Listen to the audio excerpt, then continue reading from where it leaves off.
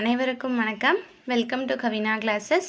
இந்த வீடியோவில் நம்ம எதை பற்றி பார்க்க போகிறோம்னு பார்த்தீங்கன்னா, டிஎன்பிஎஸ்சி தரப்புலேருந்து நம்மளுக்கு குரூப் 4 எக்ஸாமினேஷனுக்கான டென்டேட்டிவ் ஆன்சர் கீ அஃபிஷியலாக ரிலீஸ் பண்ணியிருக்காங்கப்பா.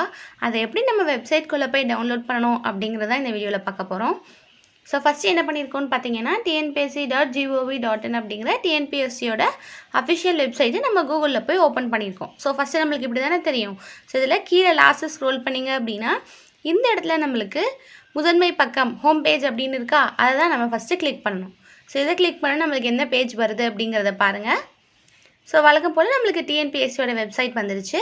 இதில் அப்படியே ஸ்க்ரால் பண்ணி கீழே வந்தீங்க அப்படின்னா நம்மளுக்கு மெனு அப்படிங்கிற ஆப்ஷன் இருக்குது இல்லையா, ஸோ அந்த ஆப்ஷன் தான் இப்போ நம்ம அடுத்தது கிளிக் பண்ணணும். ஸோ அதை கிளிக் பண்ணோம் அப்படின்னா கீழே நிறைய ஆப்ஷன் நம்மளுக்கு லிஸ்ட் அவுட் ஆகுது. அதில் இந்த ரெக்ரூட்மெண்ட் இருக்கு இல்லையா, அதில் இந்த இடத்துல கிளிக் பண்ணி பாருங்கள்.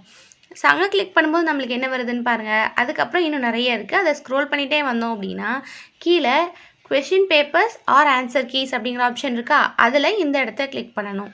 அங்கே கிளிக் பண்ண என்ன வருதுன்னு பாருங்கள். இதில் நம்மளுக்கு question objective type without tentative answer key with answer key அப்படின்னு இருக்குது. இப்போ நம்மளுக்கு ஆன்சர் கீயோட தானே வேணும், அதனால் இந்த ஆப்ஷனை சூஸ் பண்ணுங்கள், வித் ஆன்சர் கீ அப்படிங்கிறத. ஸோ அதை கிளிக் பண்ணிங்க அப்படின்னா இந்த பேஜ் நம்மளுக்கு ஓப்பன் ஆகும். ஸோ இதில் பார்த்தோம் அப்படின்னா ஃபஸ்ட்டு இருக்கிறதே நம்மளோட குரூப் 4 எக்ஸாமினேஷன் தான் இருக்கும். 25/4/2025 வந்து நோட்டிஃபிகேஷனுக்கான எக்ஸாமினேஷன் தானே. எக்ஸாமினேஷன் டேட் பாருங்கள் 12/7. ஸோ இதுதான் நம்ம ஃபஸ்ட்டு இருக்கிறது தான் குரூப் 4 எக்ஸாமினேஷனோடது.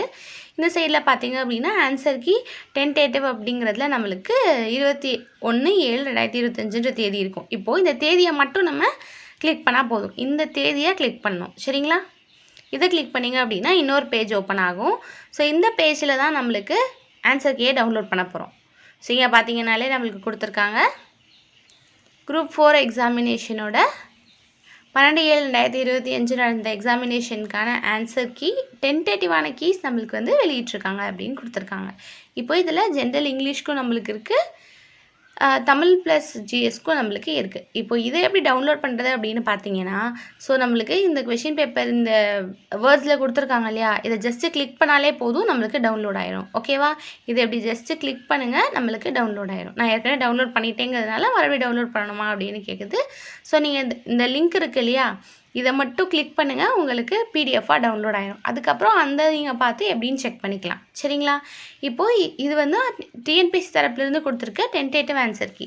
இதை நம்ம சேலஞ்ச் பண்ணணும் அப்படின்னா அதுக்கு அவங்க வந்து 28/7/2025 சாயங்காலம் 5:45 வரைய டைம் கொடுத்துருக்காங்க. இது நம்ம வந்து எப்படி சேலஞ்ச் பண்ணலாம் அப்படிங்கிறதையும் நம்ம பார்த்துருவோம். எப்படி சேலஞ்ச் பண்ணலான்னு பார்த்தீங்கன்னா, நீங்கள் வந்து இங்கிலீஷ் ப்ளஸ் ஜிஎஸ் எழுதியிருந்தீங்க அப்படின்னா இதை கிளிக் பண்ணி சேலஞ்ச் பண்ணுற மாதிரி இருக்கும். தமிழ் ப்ளஸ் ஜிஎஸ் எழுதியிருந்தீங்க அப்படின்னா அதுக்கு நேராக இருக்கிறத கிளிக் ஹியர் அப்படிங்கிறத கொடுத்து சேலஞ்ச் பண்ணுற மாதிரி இருக்கும், சரிங்களா. இப்போது தமிழ் ப்ளஸ் ஜிஎஸ் எழுதியிருக்கோம், அதை எப்படி சேலஞ்ச் பண்ணுறோங்கிறத பார்க்கலாம். ஸோ அதனால் இந்த ஆப்ஷனை நம்ம வந்து கிளிக் பண்ண போகிறோம். ஏன்னா இங்கே தான் பாருங்கள் கீ சேலஞ்ச் அப்படிங்கிறது கொடுத்துருப்பாங்க. ஸோ இப்போது இதை கிளிக் பண்ணால் என்ன வருது அப்படிங்கிறத பாருங்கள். இது நம்மளுக்கு இன்னொரு பேஜில் கொண்டு போய்விடும். இந்த பேஜில் அவங்க கேட்டிருக்க டீட்டெயில்ஸ் எல்லாமே கொடுக்கணும். ஸோ இந்த இடத்துல நம்மளுடைய ரெஜிஸ்டர் நம்பரை வந்து ஃபில் பண்ணணும். ரெஜிஸ்டர் நம்பர் அப்படிங்கிறது நம்மளோட ஹால் டிக்கெட்டில் ஒரு நம்பர் வந்திருக்கும் நம்மளுக்குன்னு. அதுதான் நம்ம எக்ஸாம் ஹாலில் எழுதும் போது நம்ம டேபிளில் இருந்திருக்கும். அந்த நம்பர் தான் ரெஜிஸ்டர் நம்பர். அதுக்கப்புறமா அப்ளிகேஷன் நம்பர், நம்ம அப்ளிகேஷன் பதியும் போது நம்மளுக்கு ஒரு நம்பருக்கு வந்திருக்கும் இல்லையா, ஸோ அந்த நம்பரை இங்கே நம்ம வந்து ஆட் பண்ணணும், என்ட்ரு பண்ணணும். அதுக்கப்புறமா நம்மளோட டேட் ஆஃப் பர்த்து, டேட்டு 2 டிஜிட்டில் ஸ்லாஷ், மந்த்து 2 டிஜிட்டில், இயர் 4 டிஜிட்டில் அவங்க கொடுத்துருக்க இதே ஃபார்மேட்டில் நம்ம இங்கே டைப் பண்ணணும். அதுக்கப்புறம் நம்ம சப்ஜெக்ட் நம்ம ஏற்கனவே செலக்ட் பண்ணிட்டதுனால அப்படியே இருக்குது. அடுத்தது பார்த்தோம் அப்படின்னா இந்த இடத்துல கொஷின் நம்பர் நம்ம செலக்ட் பண்ணணும்.